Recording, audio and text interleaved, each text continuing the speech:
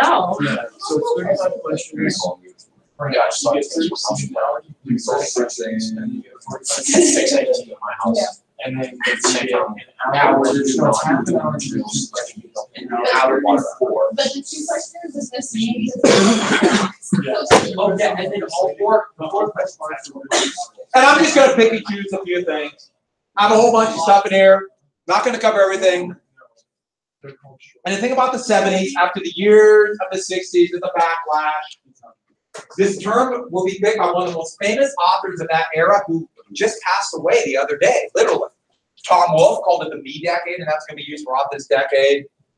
And kind of this backlash against this, the 60s, so much of it was a fight for equal rights for men, or I'm sorry, for women, for African Americans to get soldiers back home from the war, this fight for rights, and then the backlash turned this kind of inward on itself to you're going to get a whole wave of self-help books and things to basically do it on your own, and much more of a conservative trend would come out of this about the individual. You can see this beginning of this conservative revival, and I'm not a fan of Tom Wolfe normally, but The Right Stuff, that book is fantastic, about the first Mercury astronauts.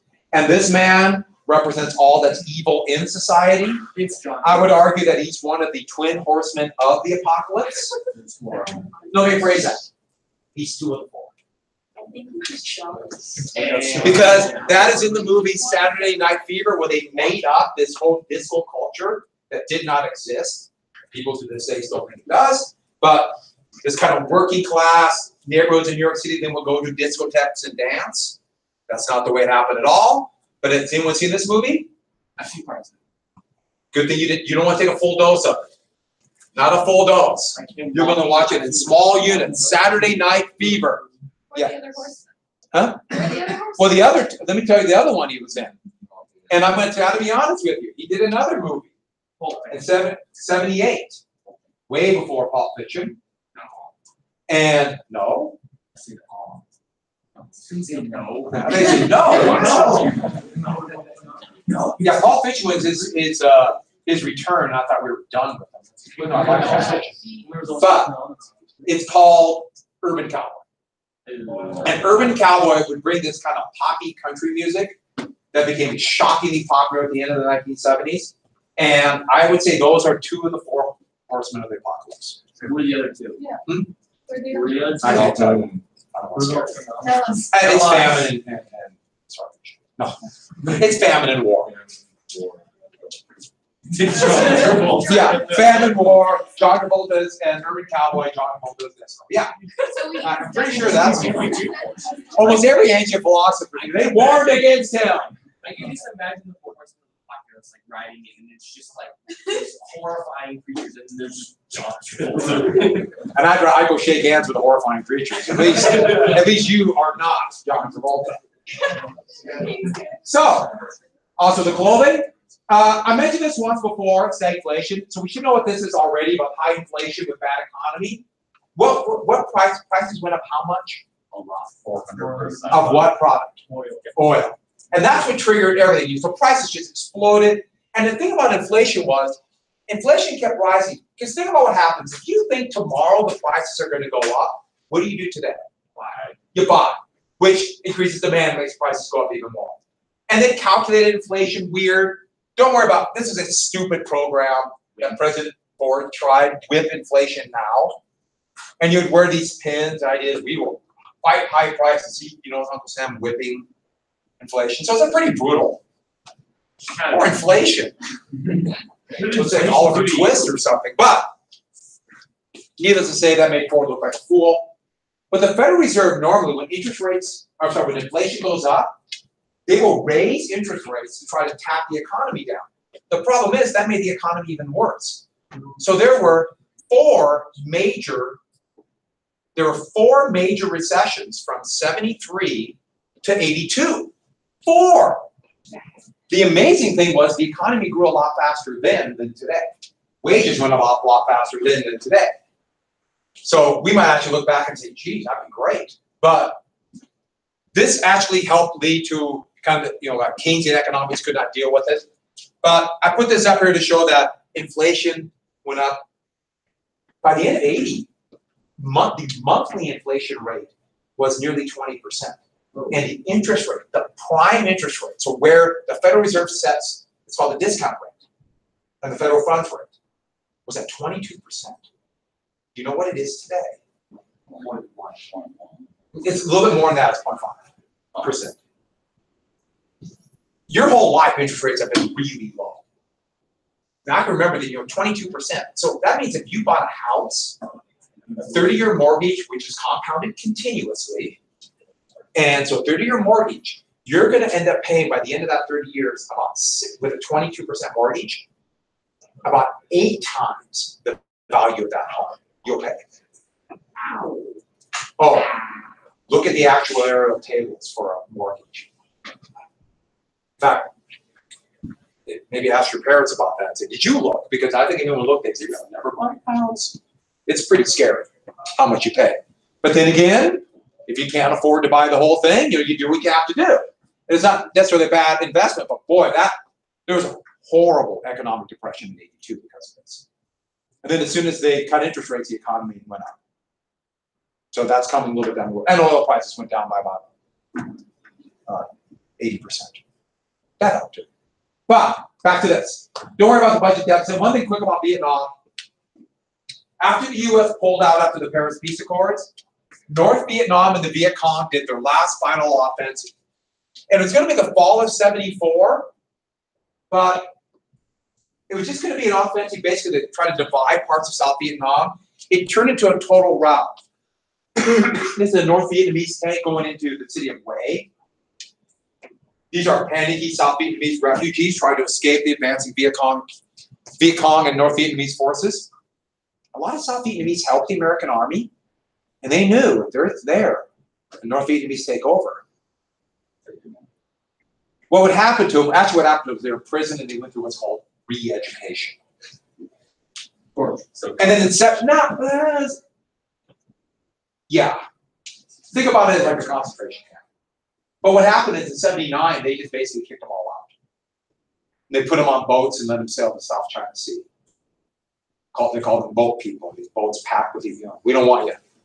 And it was really controversial because a lot of Americans said, we owe it to those people to bring them in. And a lot of Americans said, we don't want immigrants. It's amazing how the more things change, the more things stay the same. So, I'm going to jump right to this. In 75, South Vietnam fell. And Cambodia and Laos fell to their own civil war. Cambodia turned into a horrific hellhole that Vietnam would invade Cambodia in 79 because of. But the U.S. acted like nothing was going to happen until literally the South Vietnamese were at the gates of Saigon. And so here's the U.S. embassy. And all these South Vietnamese are desperate to try to escape. A lot of them help the U.S. They got word to go to the embassy and they'll be evacuated. Well, they didn't make provisions at all to get them out. And so they just locked the gate. And people were climbing to get in. Here are Marine guards. This is actually a still from a video shot at bayonet point, trying to keep people out. Some people got over the fence. Some people didn't. And these were actually North Vietnamese tanks going into the presidential palace right after the U.S. left. And this was incredibly humiliating. The U.S. was completely humiliated. We decisively lost. The goal was for 2 Vietnams, and now there's 1. And a couple things about this. A lot of you probably have seen this picture. It was so hasty to come up with evacuation plans. They set about rooftops around Saigon to evacuate a few people. Once it heard, just lines of people came. And basically picking and choosing who would go. Here, an embassy official's punching the guy trying to get onto the helicopter and they can't take off to keep him off. Now, the United States Navy had ships out in the South China Sea to pick up the helicopters, helicopter carriers, and things like that. Well, soon, hundreds of South Vietnamese military copters came out, like this one. That's a South Vietnamese military symbol. Kind of looks like the U.S. one. And they had family members of the pilots. I mean, anybody they could put on there. And these planes started coming out to the U.S. ships, and they wanted to land. And just right there, they let them land. But they didn't have room for them. And so they would let them land and then push off over 100 helicopters into the ocean. That's more famous picture. Yeah, that one's really famous. That one, they both are. And it's a good analogy for the war. Just an absolute waste. You know, the war could have ended in '63, regardless of the outcome, and instead it just kept going and dragging on with the waste of so many lives, so much treasure. It was a tragedy. But one thing about this, there's going to be a lot of Americans who are desperate to get America. The idea was back on top. We need a victory. We got to prove we're great again. Why did we lose this war? We're never going to lose again. Because that was a thought. And so this will help fuel a conservative resurgence. You combine that with high prices and a few other humiliations, but this is a biggie. We're not going to let the Soviets push us around. We're not going to let the commies push us around. And it's kind of a big deal. The same people had their formative years when this happened were the same people who decided to invade Iraq. You know, they were young adults. Now they were, in fact, a lot of guys who made the decision were in that White House. Also, one more thing, there was détente. It continued better relations between the United States and the Soviet Union. I showed you the picture of Brezhnev without a shirt, right? Now let's go literally polar opposite. There's Brezhnev again. And I know what you're thinking. You're probably thinking, how can we possibly reward Mr. Partridge for all he's done for us this year? Get him that coat. Wouldn't I look awesome in that? No. I want that and the big belt buckle that Elvis had. You combine those two, I'd wear that every day. You'll have to be that coat, right? Yes! Why would you go with anything lower? We're going to jump right to, let's go right to this. There were 2 assassination attempts on 4/2. Look at the dates of the assassinations. That Those are pretty good 2 weeks, huh? 2 attempted assassinations. This is him running away from Squeaky Fromm. Squeaky Fromm was a member of, some of you know about the Manson family. So he and some of his other followers were already in prison for mass murder, but some of their other members were still on. And Squeaky, right here, that's how she was dressed when she did it, pulled out a revolver from about me to John and started firing at Ford. Missed him completely, and there's Ford right there running him away. And then 2 weeks later, less than 2 weeks, I'm sorry, a little bit more than 2 weeks, Sarah J. Moore was a middle-aged housewife who decided she wanted to be a revolutionary. And so she started going to Black Panther meetings and SLA meetings. These are kind of revolutionary groups, Weatherman groups. And to get their attention, she pulled out a revolver outside of San Francisco and started taking shots. And that's Ford, the moment after a shot, they're pushing him into the car. He was not hit. She too would be arrested, and she looks like an assassin. Right? kind of. So we're going to jump right to this. 76. So Ford is tainted by Watergate, tainted by stagflation, tainted by Vietnam. So the Democrats would nominate the governor of Georgia, Jimmy Carter. Carter was absolutely unknown. In fact, there was a long-running joke. Jimmy who? But Jimmy who? He did something, though. He understood how the way the United States picks nominees are different. Before, each party would send delegates to a convention, and that convention would pick them. So candidates would not really officially join until the year of the election. But he knew now that states will pick the delegates. And they will get the delegates picked in the state with primaries and what are called caucuses, where Democrats or Republicans will come together and they will pick delegates that support whichever candidate. In primaries, Democrats will vote for delegates that will choose the candidate they want, and the same thing for Republicans. He understood that. So in 1974, absolutely unknown, he went to 2 states that had the first primary and the first caucus, and went to virtually every door in that state, knocking on them, introducing himself, telling who he was. He's a very affable man. He seemed impeccably honest. What 2 states? Iowa. Not Iowa. Iowa and New Hampshire. That is why in 2000, you start seeing in 2009, not 9, what am I getting to, 2019, you're gonna see them, all these people all over Iowa and New Hampshire, all the time. And so nobody knew who this was. In fact, most prominent Democrats were kind of sitting back and waiting. So the next thing you know, he won the Iowa caucus and the New Hampshire primary, and he's now the front runner for the rest of the election. All these more prominent Democrats, like Edwin Muskie or Mo Udall or Ted Kennedy, jumped in too late. And so Carter got the nomination. He was known for this infectious grin, and he ran against the corruption in Washington, D.C. He ran as a different kind of politician. And he's running against corruption for public lands, the corruption in the tax system, but his big thing, Watergate just happened. So he really pushed that. And this is a small smile for Carter. He had pretty blonde hair when the election was. This is 79.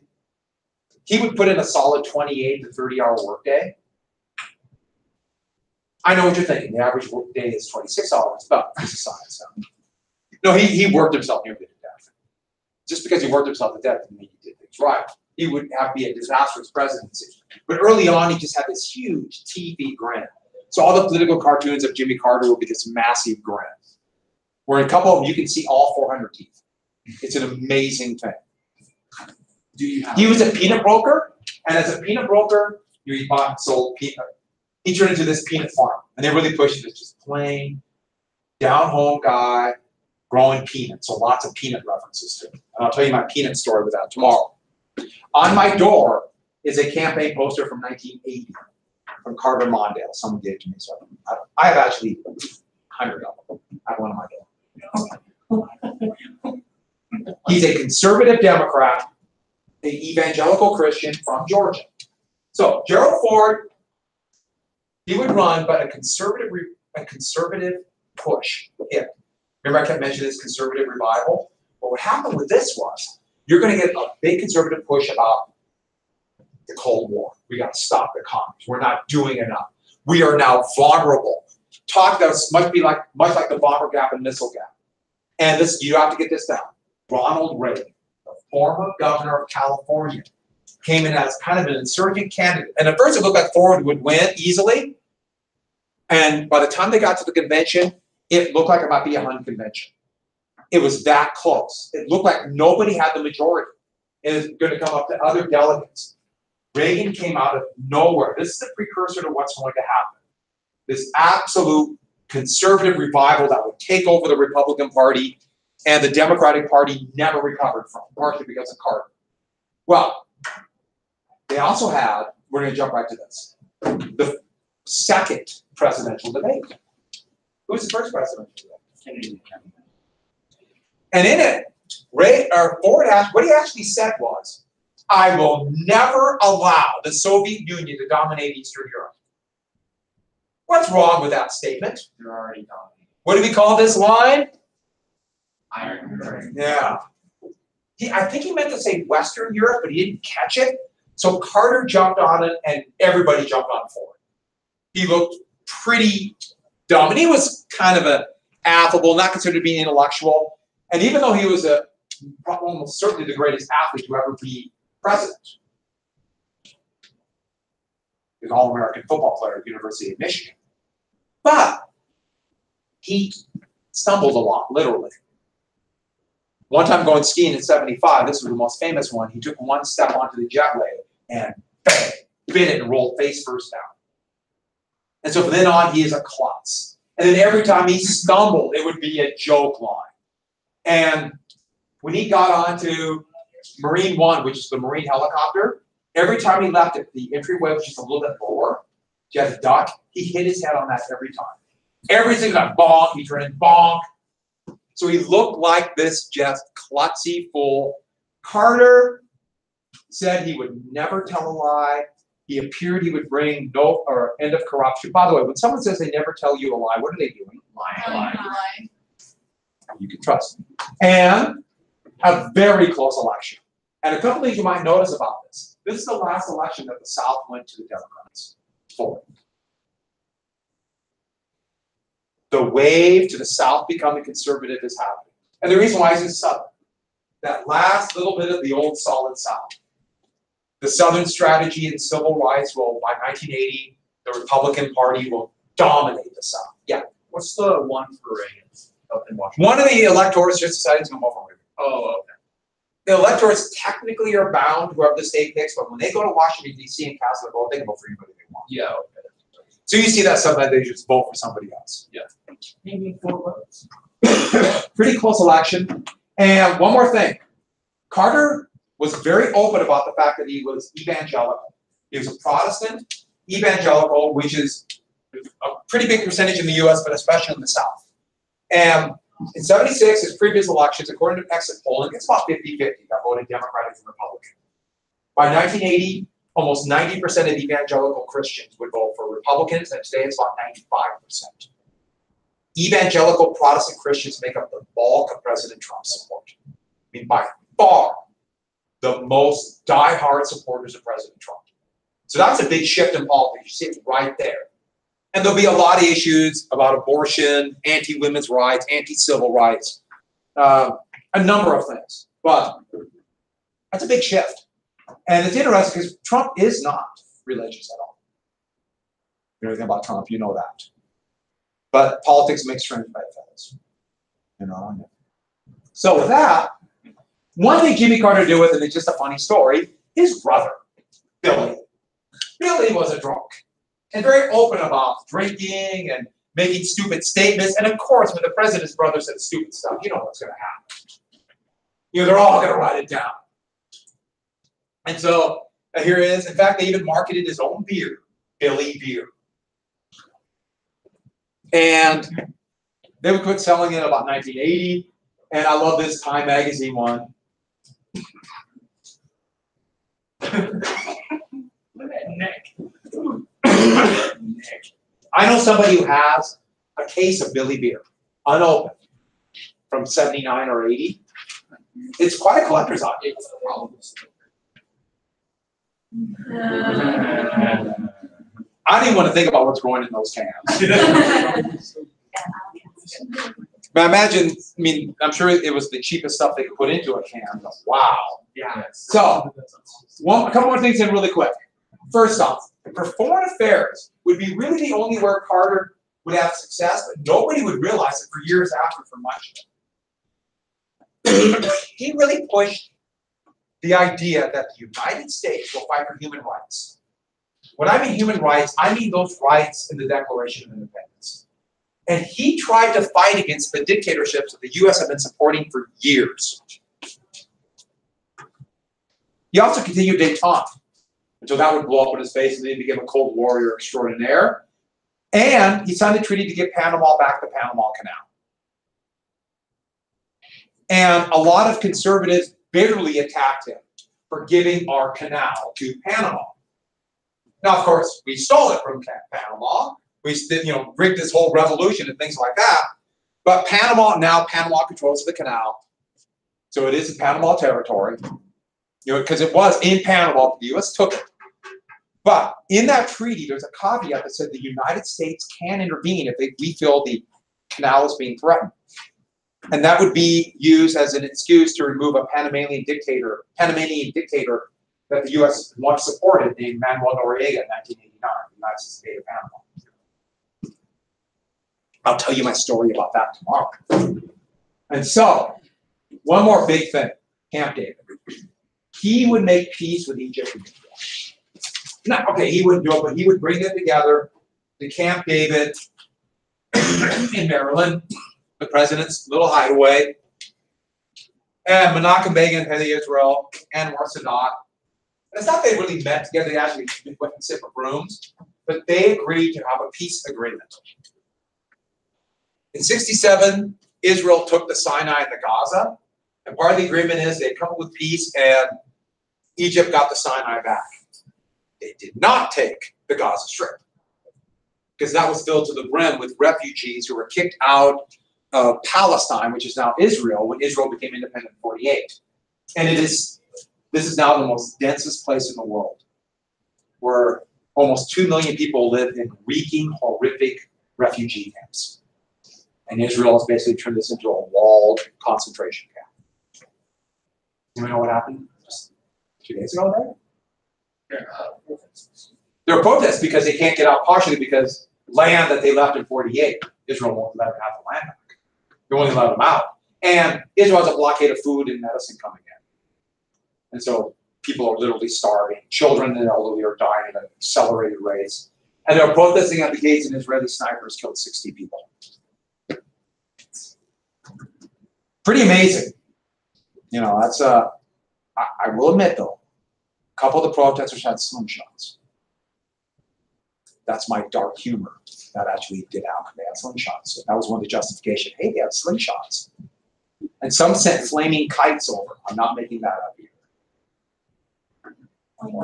Yeah, they set a kite on fire and sent it over the border. So naturally, that's what shooting. But this was a big deal, even though we bribed them. The United States to this day still gives Egypt about $2 billion worth of weapons every year, and Israel $4 billion in weapons every year we give them. So Israel is by far the most powerful military in the Middle East because of that.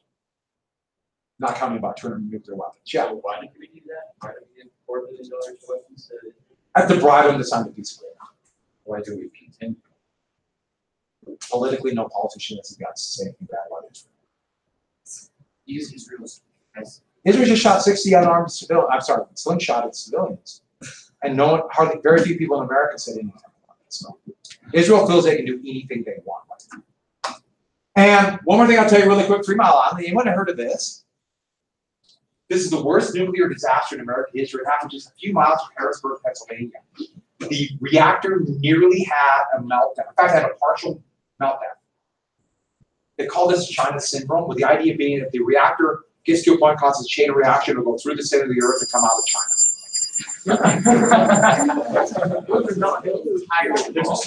You want to know why there hasn't been a nuclear reactor built in the U.S. since 1974? Well,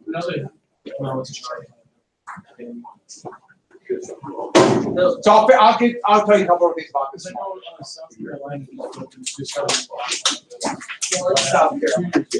Not nuclear. Yeah, it was nuclear power. My grandfather. But then nuclear power plant, wasn't it? You could redo the old one though? I don't know. I just know South Carolina. I thought it just. Let me look at that one. You probably know. Yeah, because it takes forever. There's one in the middle of Idaho. I don't know if it's nuclear power or what it is. He was the supervisor. It's literally some sort of thing down the foundation. Oh It's wow. nuclear power really. He was. except He for was the I think. For who? Which that I one don't something know. Yeah, that- Yeah. small And amount. so, I really don't think it's really clean, except there's nuclear waste. That's good. I don't think That's awesome. Yeah. I was just, it doesn't ruin our I atmosphere. was asking It's a because little bit more. I just looked at AP. Yeah. And one of the papers was about Oh, yeah, that's not everything to do with it. Oh yeah. so it was really it made that part easier. See? And was See, like, I knew I knew. for a class when we turned this in, and then I didn't want to give it to sub because I've had bad Understand, stuff happen in the past. So thank you. God. Excuse me. Don't have any grievances, are you all right? No, I just got this horrible cough. And it turned out to be bronchitis. Oh, Oh, well, oh, that's fine. don't eat anything red. The 3 Mile Island explosion, did they keep that? The 3 Mile Island exploded, did they keep that contained? It did a partial meltdown. So it spewed out a lot of radioactivity. You'll start digging, going. But fortunately, it didn't really get into the soil. If that's when it gets bad. Or the water? You don't want to think about that. Everything we did. Yeah, we'll do it. But we got to do, well, we'll do it for the rock and roll. We got to talk about, since I was on here, I could not make it. My cough was too much as Joe and I come in. So we'll, I was going to pick who's going to go. I was letting people pick, but since we can't do that, I'll talk to everyone about that when we get going. Oh, that reminds me.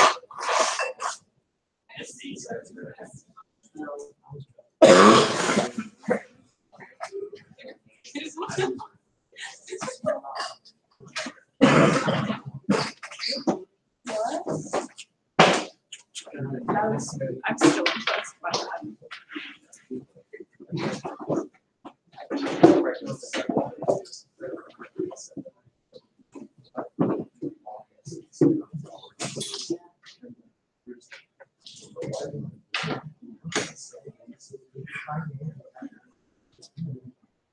Best laid plans, nice and.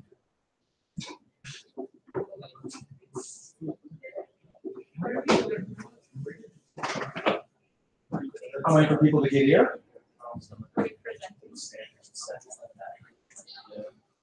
It started big.